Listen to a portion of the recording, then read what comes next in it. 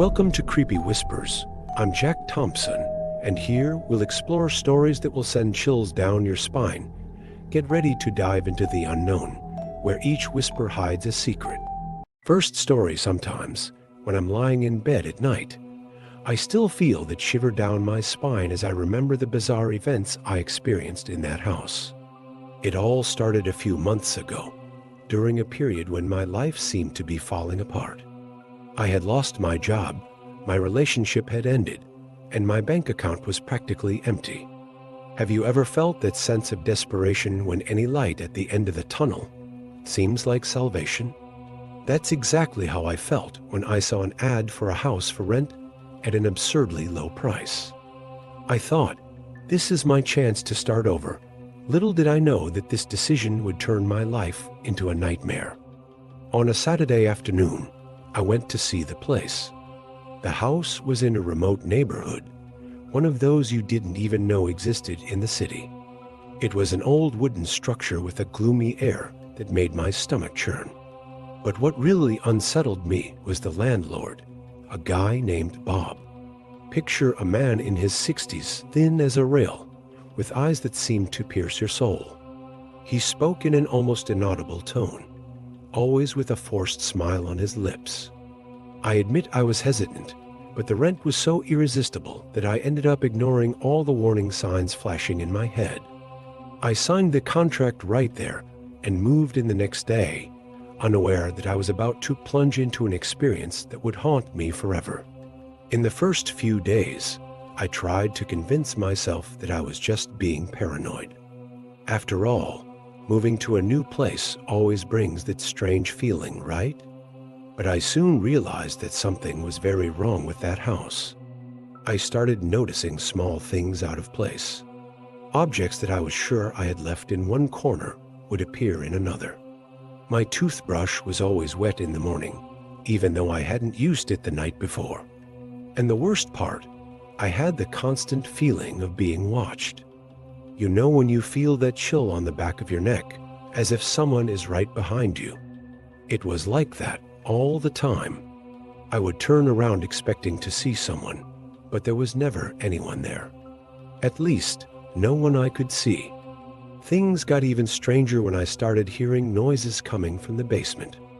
At first, they were just creaks and groans, which I tried to justify as the old house settling. But soon the sounds evolved into something more disturbing. They were like dragging footsteps, followed by incomprehensible murmurs.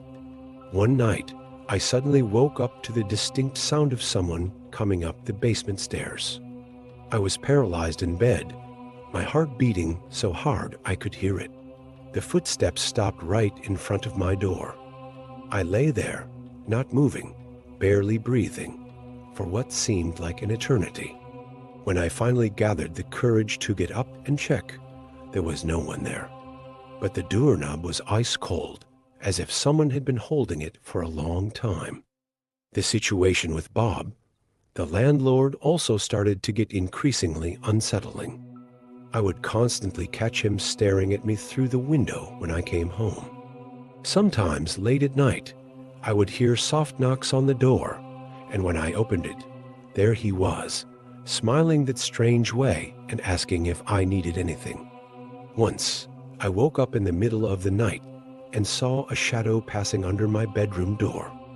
When I opened it, in a burst of courage or stupidity, I saw Bob at the end of the hallway, standing like a statue. He simply said, "Just checking if everything's okay," and disappeared into the darkness. That night, I couldn't close my eyes.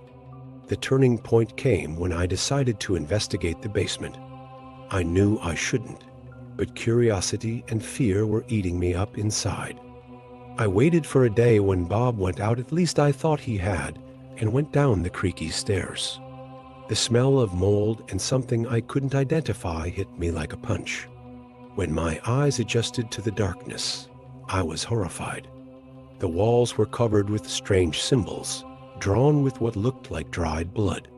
There were half-melted candles scattered on the floor, and in the center, a kind of altar with photos. My heart nearly stopped when I recognized one of the photos. It was me, sleeping in my room. There were other photos of people I had never seen, all with expressions of terror. At that moment, I heard the basement door slam shut.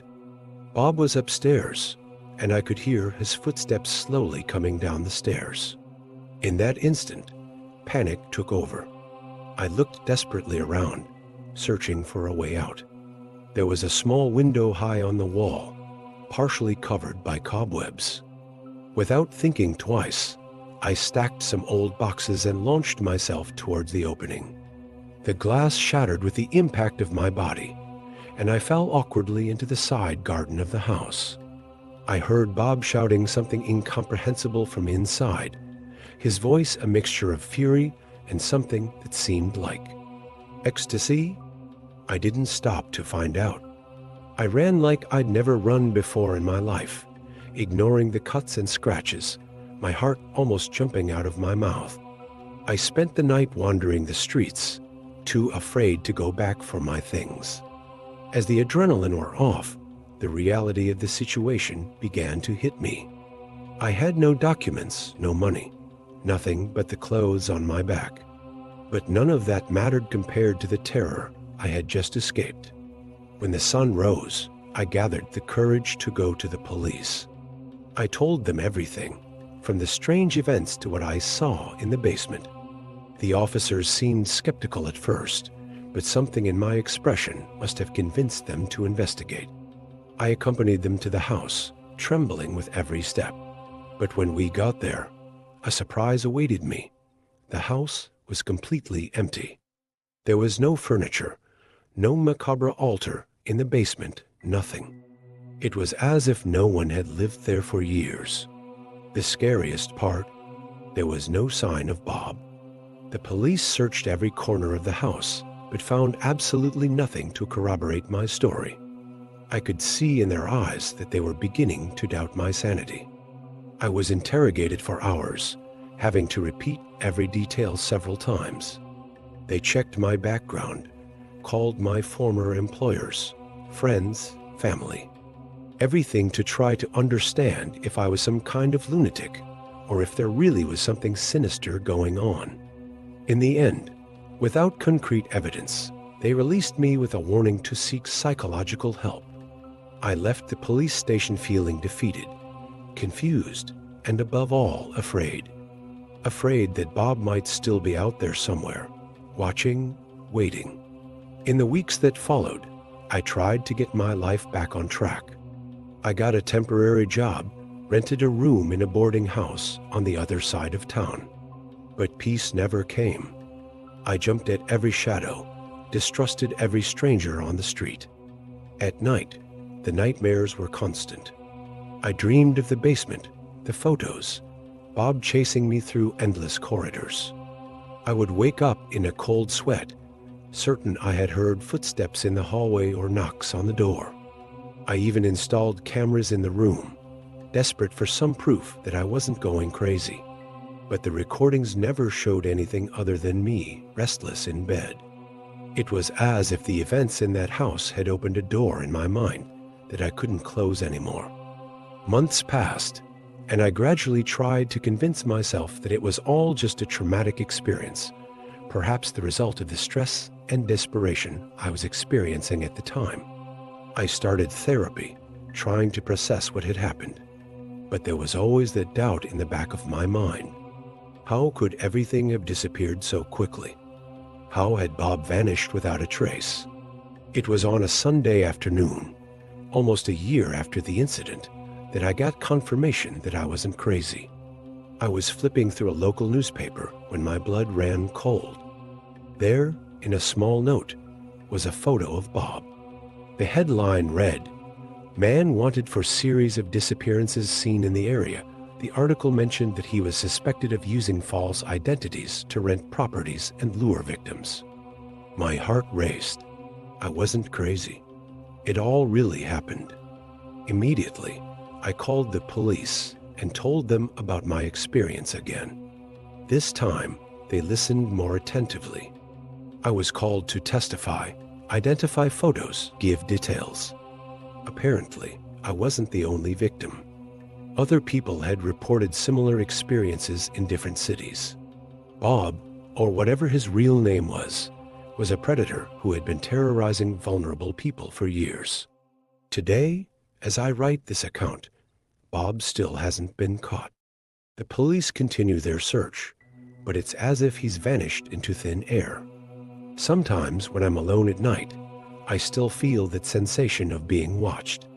I know it might just be my mind playing tricks on me, but I can't help looking over my shoulder, checking the shadows. This experience changed my life forever.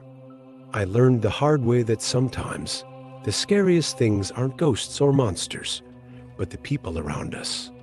If there's one thing I want you to take from this story, it's this: trust your instincts. If something feels wrong, it probably is. And remember, not all doors should be opened, not all basements should be explored. Some things are better left in the shadows. Second story, to this day, I feel a shiver down my spine when I think about what happened to me last year. It was supposed to be just another normal year in college, you know. I was excited to start my third year and finally move into a student apartment, away from that noisy dorm where I used to live. I thought it would be paradise. More space, more privacy, a quieter life. But fate had other plans for me, and I was about to plunge into an experience that would change my life forever. At first, everything seemed normal. My new roommate, David, was a quiet guy, kept to himself. We didn't talk much, each of us in our own corner, no problems. I followed my usual routine: classes, studying, going out with friends. But after about 2 weeks, I started noticing strange things happening. Suddenly, I'd wake up in the middle of the night feeling like I'd heard whispers. Sometimes I'd find my things in different places from where I was sure I'd left them. At first, I tried to convince myself it was just college stress making me paranoid. But as the days went by, the situation got weirder and weirder. One night, I was lying in bed, half asleep, when I heard a strange noise. It sounded like a click, you know, as if someone had pressed a button. I opened my eyes, but it was all dark. I thought about getting up to see what it was, but sleep ended up winning. The next morning, I woke up with a strange feeling, as if someone had been watching me all night. I looked around the room but saw nothing out of place.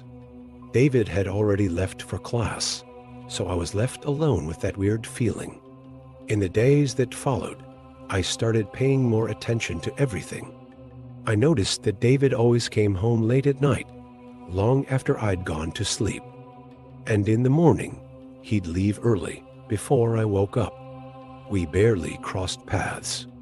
But the strangest thing was that sometimes I had the impression of hearing footsteps in the room during the night. It was as if someone was walking back and forth, very slowly. I'd lie paralyzed in bed, afraid to open my eyes and see something I didn't want to. Paranoia was starting to consume me, and I didn't know anymore if I was imagining things or if something was really wrong. After a few sleepless nights, I decided I needed to do something. I couldn't stand that agony anymore, not knowing what was going on. On a Friday, I told David I was going to spend the weekend at my parents' house. It was a lie, of course. My plan was to pretend I'd left and come back by surprise to catch him in the act, whatever he was doing. I left the apartment with my backpack, walked around the block, and came back on tiptoe. I entered quietly and hid in the hallway closet, leaving a crack to observe. The hours passed slowly. I was all sore from being squeezed into that closet, but curiosity was greater than discomfort. It was past midnight when I heard the front door open. It was David. He entered the apartment looking around, as if checking if he was alone. Then he went straight to my room. My heart raced. What was he going to do there? Through the closet crack, I saw him turn on a small flashlight and start rummaging through my things. He opened drawers, looked under the mattress. I could barely breathe. Then, he took out something that looked like a camera and pointed it at my pillow. That's when I understood everything. He was taking pictures of where I slept. At that moment, I felt a mix of anger, disgust, and fear. My whole body was shaking, and I had to hold myself back from bursting out of that closet screaming. David spent about 10 minutes in my room, taking pictures from various angles, going through my things. Then, he left and went to his own room. I heard the sound of a computer turning on. I stayed in the closet for another 15 minutes, trying to calm my breathing and decide what to do. When I finally gathered the courage, I left my hiding place as quietly as possible, with my heart in my mouth. I went to David's room door. It was ajar, and I could see the bluish light of the computer. I peeked through the crack and almost fainted at what I saw. On the computer screen, there were several pictures of me sleeping. Some were from previous nights. I could tell by the different clothes I was wearing. There were even videos. David was sitting in front of the computer, so concentrated that he didn't notice my presence. I was paralyzed for a few seconds, not knowing how to react. My mind was screaming for me to run, call the police, do something. But my body wouldn't move. That's when David turned around, and our eyes met. Time seemed to freeze at that instant. David looked at me with an expression that mixed surprise and panic. I, on the other hand, felt a wave of adrenaline take over my body. Without thinking twice, I ran to my room and locked the door. My hands were shaking so much I could barely grab my phone. I called the campus emergency service, barely managing to explain what was happening. Outside, I could hear David knocking on the door, begging me to open it, saying he could explain everything. But I didn't want to hear any explanation. I just wanted to get out of there as fast as possible. The minutes that followed seemed like an eternity. I huddled in a corner of the room, staring at the door, afraid David might break it down at any moment. The knocking on the door eventually stopped, but I could still hear his footsteps around the apartment. My mind kept thinking about all the nights I'd slept there, completely vulnerable while I can't even describe the disgust I felt. When I finally heard the sirens approaching, it was like a huge weight lifted off my shoulders. Campus security arrived first, followed by local police. Only then did I feel safe enough to leave the room. What followed was a whirlwind. I had to give a statement, show David's computer to the authorities, explain everything that had happened in the last few weeks. I discovered that David had installed hidden cameras in my room, so small that I had never noticed. The police found an external hard drive full of photos and videos, not just of me, but of other students too. Apparently, he had been doing this for years, moving from apartment to avoid raising suspicions. I learned that he was arrested and expelled from college, but honestly, I didn't want to know the details. I just wanted to forget all of that ... In the days that followed, I couldn't go back to the apartment. The university offered me new accommodation and psychological support, but I couldn't feel safe anywhere. I ended up going back to my parents' house for a while, trying to process everything that had happened. To this day, I have difficulty sleeping in places I don't know well. I always check the room for hidden cameras before going to bed. I know it might seem like paranoia, but after what I've been through, I can't help it. This experience completely changed my view on privacy and trust. Sometimes I still wake up in the middle of the night feeling like I'm being watched. I think it's going to take a long time until I can fully get over this, if I ever do. Third story, I never thought my move to another state could turn into such a real nightmare. It all started a few months ago when I received an irresistible job offer in a big city. I was excited about the prospect of starting a new life, but also nervous about being alone in an unfamiliar place. Since I didn't know anyone in the city and my initial salary wasn't great, I decided to look for a roommate to split expenses. That's when I met Rob through an online ad site. At first, he seemed like the perfect solution. A quiet guy in his 30s who worked regular hours and said he liked to keep the apartment organized. We met to see the apartment and chat a bit, and I confess I felt relieved. Rob was friendly, asked several questions about me and my work, and even offered to help me get to know the city. I thought I had gotten lucky. The first few weeks living with Rob were peaceful, but I gradually began to notice some strange things. He always asked about my schedule, wanted to know where I was going, and who I was going out with. At first, I thought it was just curiosity or concern from a roommate, but the frequency of these questions started to bother me. There was one day when I came home a little later from work and found him sitting on the living room couch as if he was waiting for me. He started asking a bunch of questions about where I was, why I was late, if I had gone out with someone from work. I felt super uncomfortable and tried to change the subject, but he insisted. That night, I had trouble sleeping. I started to feel watched inside my own home, as if Rob was always keeping an eye on me. It was a horrible feeling that grew day by day. Things started to get even stranger when Rob began to appear in places I frequented. Once, I went to a cafe near work for lunch, and out of nowhere, he showed up there, saying he was passing by. Another time, I decided to go to the supermarket on a Saturday afternoon, and guess what?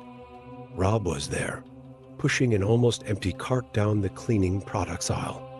He pretended to be surprised to see me, but I felt it wasn't a coincidence.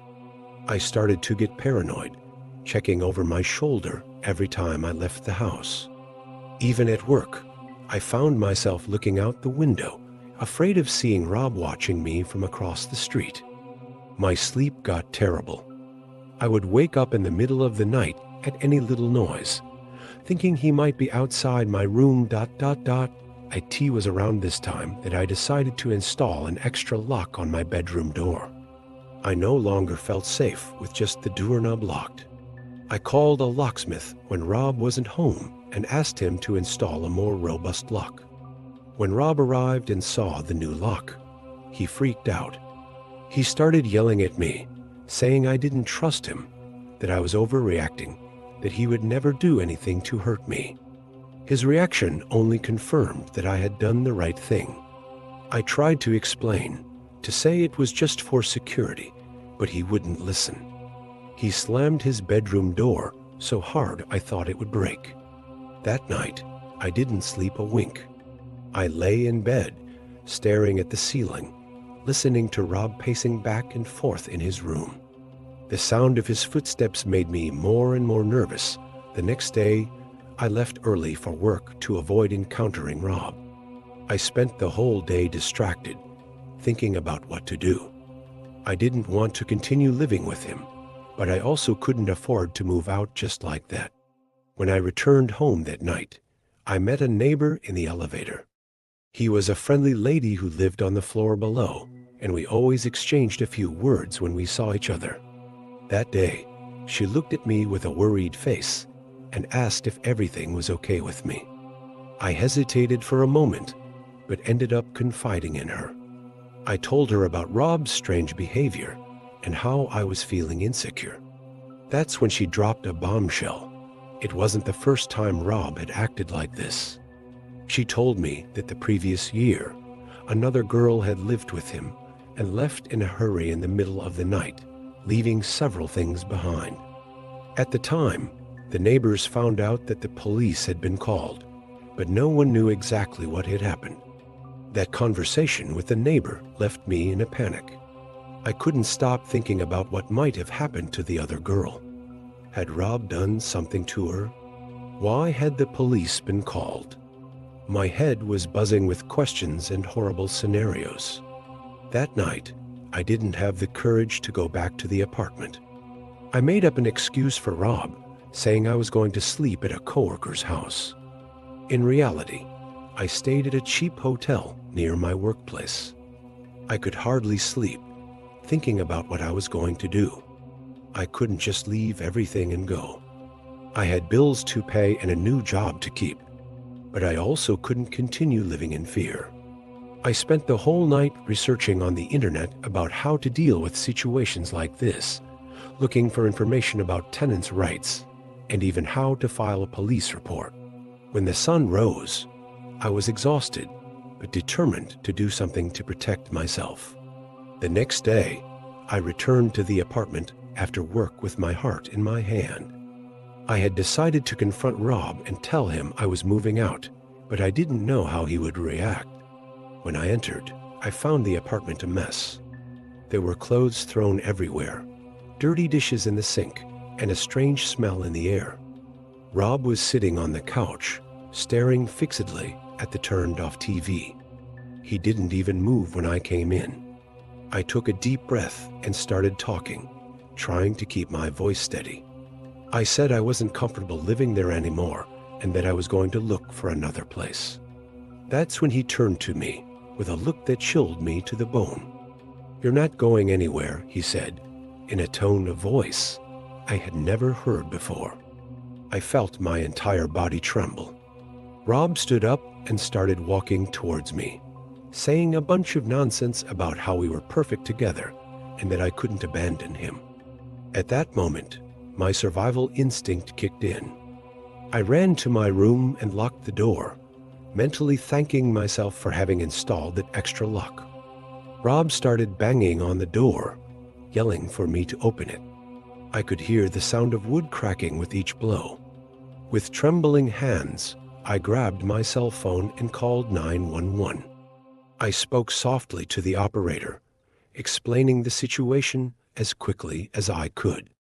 She assured me that a patrol car was on its way and advised me to stay locked in the room. The following minutes seemed like an eternity. Rob alternated between banging on the door and begging me to come out, saying he loved me and that we could work everything out. I curled up in a corner of the room, hugging my knees and praying for the police to arrive soon.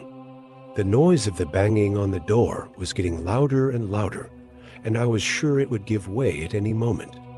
Suddenly, I heard a loud noise coming from the living room. It was the sound of someone breaking down the front door. My heart raced, thinking Rob had called someone to help him. But then I heard firm voices shouting, "Police, freeze." I had never felt such relief in my life. The banging on my door stopped immediately. I heard sounds of struggle, things being knocked over, and Rob shouting. After a few minutes that felt like an eternity, someone knocked on my door. "Ma'am, this is the police. Everything's okay now. You can open up." With shaky legs, I unlocked the door and found myself face to face with two police officers. One of them was holding Rob, who looked completely unhinged. He looked at me with a mixture of anger and desperation that made me feel nauseous. The police asked if I wanted to press charges, and I didn't hesitate to say yes. While one of them took Rob to the patrol car, the other stayed with me, helping me gather some essential things. He told me it was better if I didn't stay there that night and offered to take me to a hotel. As I was packing my things, I noticed things I hadn't seen before in the rush. There were photos of me scattered around Rob's room, some that I didn't even remember taking. There was even a calendar where he marked my entry and exit times. It gave me chills. I realized the situation was much worse than I had imagined. I left that apartment feeling like I had narrowly escaped something terrible. I spent the following weeks in a state of shock and paranoia. I stayed at a coworker's house for a while, but I couldn't feel safe anywhere. Every time I heard a strange noise or saw someone who looked like Rob on the street, I panicked. I discovered that he had a history of obsessive behavior with other women, including an ex-girlfriend who had obtained a restraining order against him. The police found a notebook in his apartment full of notes about me, my habits, people I talked to. It was as if my entire life had been invaded without me realizing it. The worst part is that there was nothing I could have done differently. Rob was a predator who knew very well how to disguise himself as a normal person. Today, almost a year later, I'm still dealing with the consequences of that experience. I go to therapy regularly and am slowly learning to trust people. I moved cities again, this time to be closer to my family. I installed security cameras in my new home and am much more careful about who I let into my life. Sometimes, I catch myself thinking about what could have happened if I hadn't followed my instincts and asked for help. The truth is, I'll never know exactly what Rob was planning to do, and maybe that's for the best. What I do know is that I came too close to becoming another statistic, another victim of someone who took advantage of my trust and goodwill. If there's one thing I've learned from all this, it's that we always need to trust our intuition. That feeling that something is wrong is usually right, and ignoring it can cost far too much.